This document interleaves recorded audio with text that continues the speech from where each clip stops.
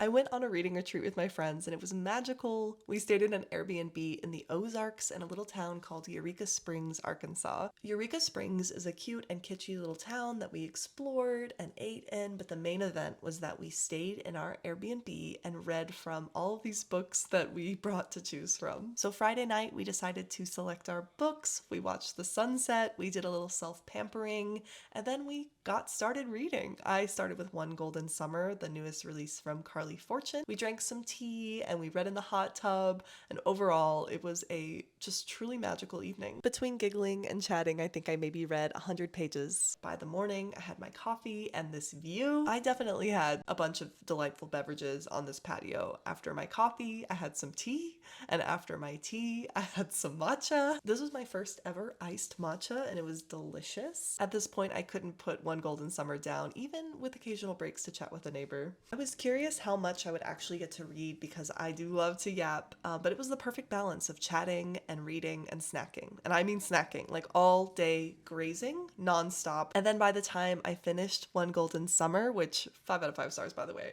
absolutely loved it, we were ready to move our bodies. So we got our yoga mat, lit some candles, and put on a yoga video. Afterwards, it was time to select my next book. I ended up narrowing it down and going with The Husbands. I read maybe 50 pages Saturday night and not even another 50 in the morning before we had to check out. These are all the books that we ended up picking up throughout the course of our trip. We said goodbye to our Airbnb, but the fun didn't end there. We just kept exploring Eureka Springs and bopping around town a little bit. There was actually a rock and roll festival, and these are some Elvis impersonators that were performing in the park. The book that Haley read on this trip actually takes place in Eureka Springs, so she was able to give us a lot of fun context and facts about the place while we were exploring, which is really neat. We sipped our coffee before we parted ways and headed home, where I was greeted very warmly by my number one reading buddy. My reading weekend didn't stop there because there were crazy storms and actually the power went out, so I got to read a lot more. I think I made it about halfway through The Husbands